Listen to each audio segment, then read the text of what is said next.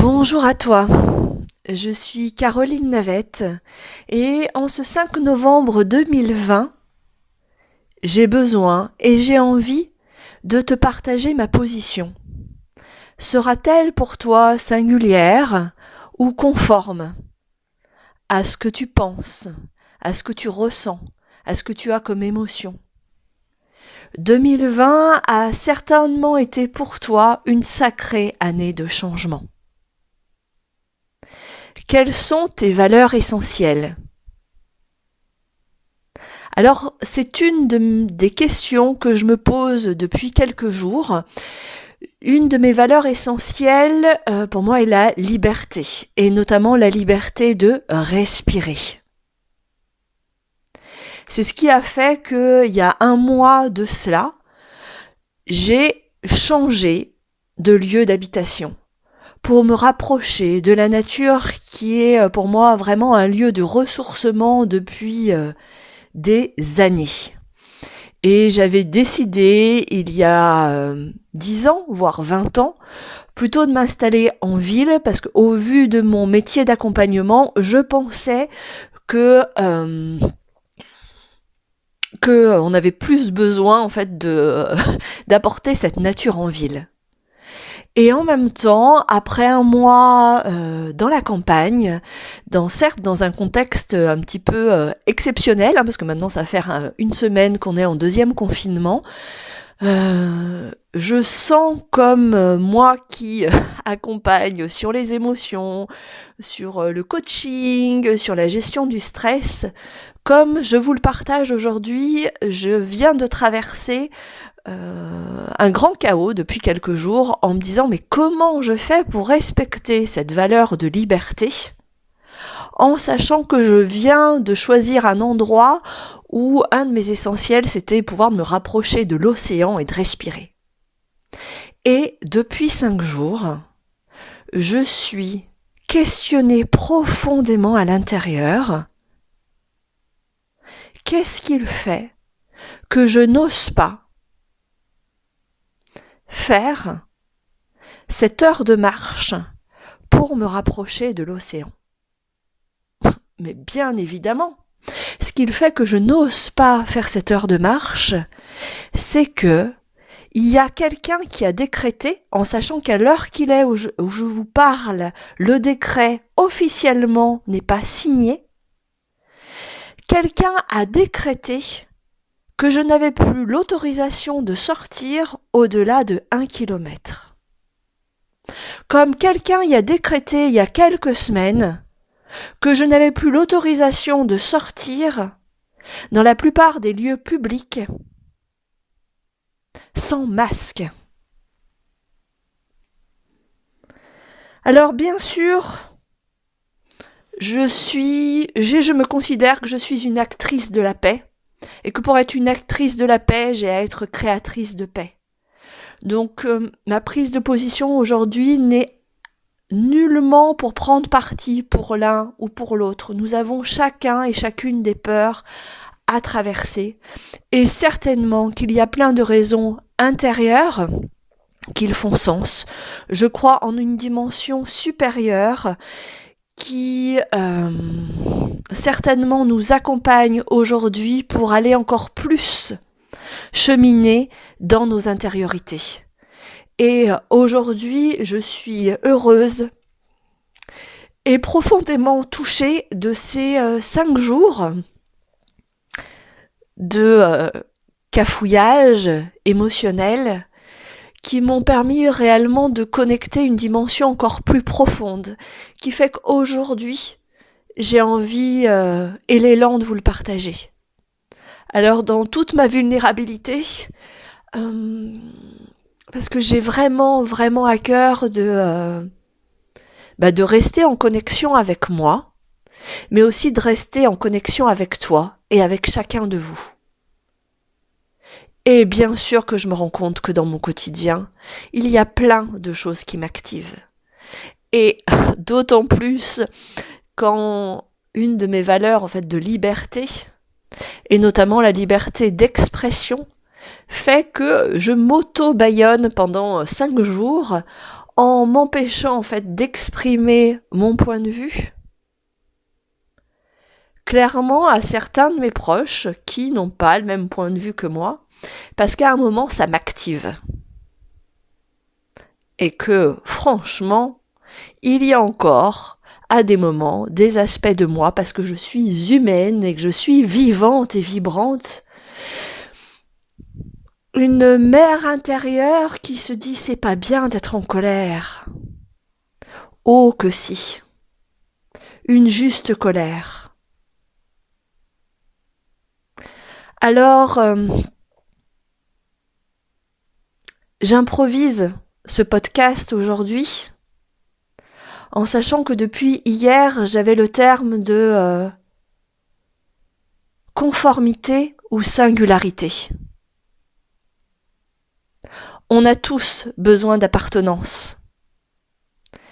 Et j'ai pris conscience que forcément dans un nouveau lieu de vie, dans un contexte complètement différent d'avant, ces 5 jours de tumulte me rappelaient vraiment à ce besoin d'appartenance qui est bafoué pour la plupart en fait d'entre nous, même si certains ne se retrouvent pas seuls, sont en famille.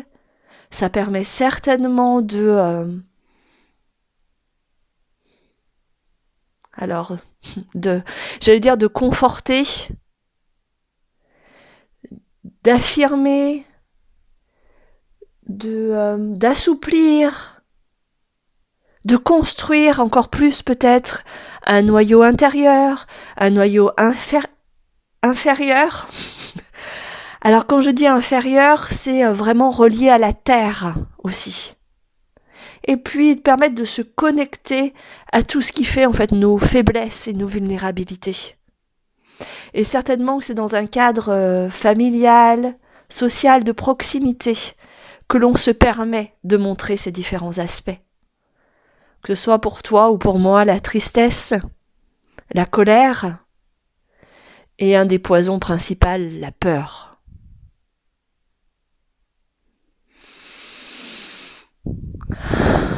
Alors, je te partage tout ça. Quelle est la clé ? Il y a autant de clés qu'il y a de personnes, donc je n'ai nullement la prétention aujourd'hui de te donner une clé magique. Mais en même temps, je crois tellement que la vie est magique. J'ai tellement eu l'occasion de traverser, comme toi, un certain nombre de drames, d'échecs, et qui font que je suis encore là, aujourd'hui, debout. Peut-être que certains d'entre vous ont accompagné ou accompagnent actuellement des personnes qui sont décédées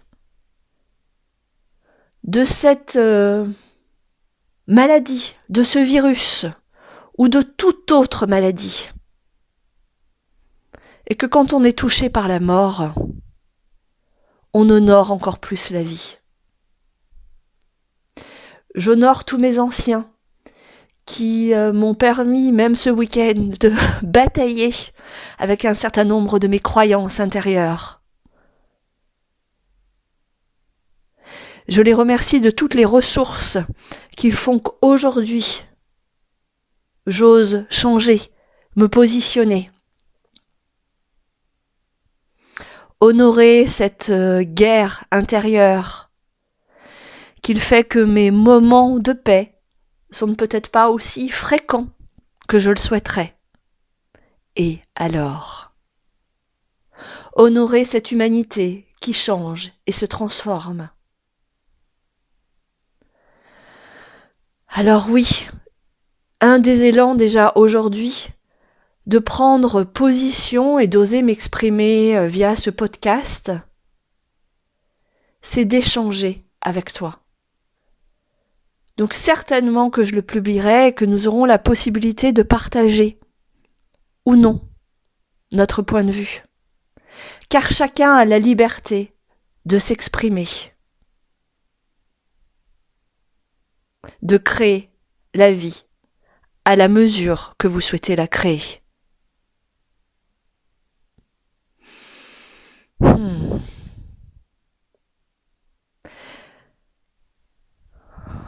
Respirez.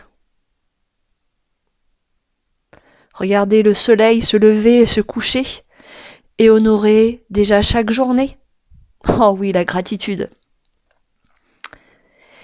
Je te partage que pendant plusieurs années, j'ai animé des cercles de gratitude. Il y a des cercles où nous étions qu'à 2 ou 3, des cercles où nous étions plus nombreux. Des cercles où nous étions amenés à partager facilement des gratitudes et d'autres où on était sans voix. Sans voix face à des moments de détresse tellement ultimes qu'il fallait aller chercher chacun dans nos profondeurs pour arriver à dire ce merci. Ce merci qui peut être tellement gênant. Parce que ce merci aujourd'hui dans nos sociétés peut être dit de manière automatique ou de manière vindicative. S'il vous plaît, s'il vous plaît, s'il vous plaît, s'il vous plaît. N'obligez pas vos enfants à dire merci. Oh, certainement, et je me surprends moi-même en fait à dire cela. Bien sûr qu'il y a des règles sociales et que la gratitude est une valeur, à mon sens, fondamentale. Mais un merci qui n'a pas de sens, pour un enfant, un adolescent ou un adulte, c'est une blessure à l'intérieur qu'il se crée.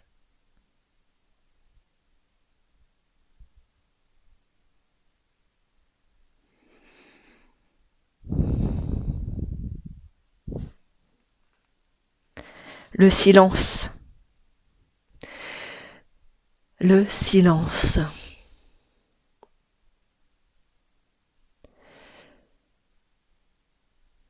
Je regarde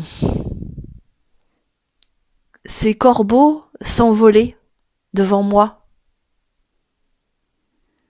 Je regarde ces arbres qui sont dessinés sur ces rideaux de ce lieu provisoire où je me pose dans cette nature.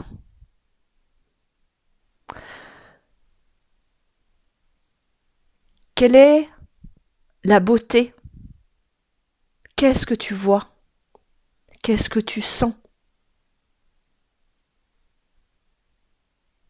Qu'est-ce que tu touches? Qu'est-ce que tu goûtes?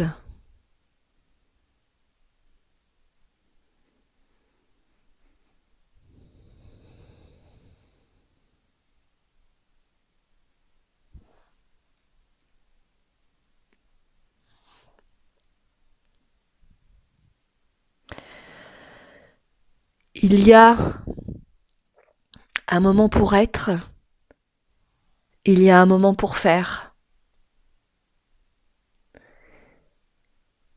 Il y a un moment pour connecter son énergie intuitive et d'autres pour connecter son énergie d'action.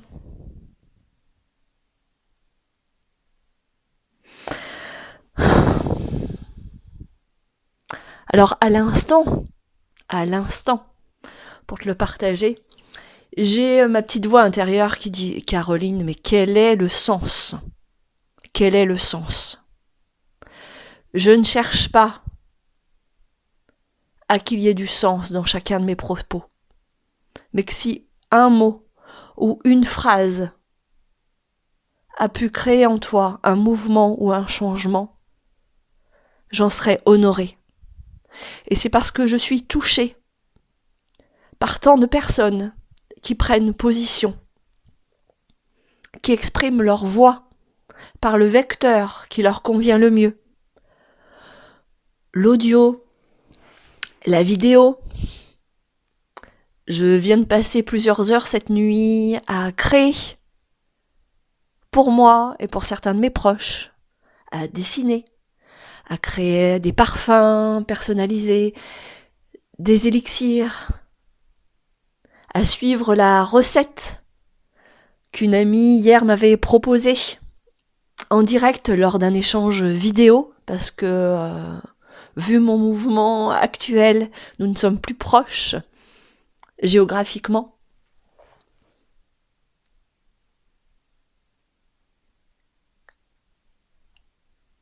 Alors ma dernière question peut-être aujourd'hui, ce sera: quels sont tes ingrédients pour créer la recette de ta vie, singulière, conforme à l'instant? La singularité à s'exprimer à chaque instant et qui ne sera pas forcément conforme à l'instant suivant. Si je reprends cette idée de cuisine, tu as certainement, comme moi, essayé de suivre une recette de cuisine. Et ce n'est jamais, jamais la même chose, même si globalement on en retrouve le goût. Même si peut-être comme moi, tu as joie à créer à chaque fois une nouvelle recette, avec des ingrédients identiques ou différents. Alors quel est ton nouveau calibrage? Parce que c'est bien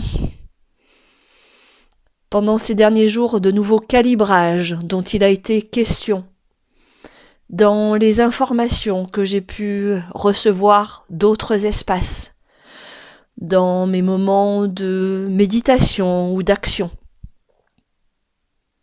La Terre se calibre dans de nouvelles énergies, et tous les règnes aussi.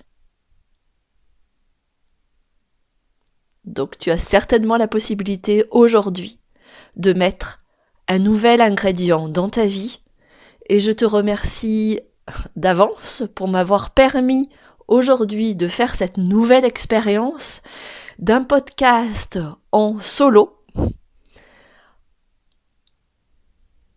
pour mes oreilles, tes oreilles, et pour garder notre voix avec un X, avec un E. Honorons notre liberté d'expression.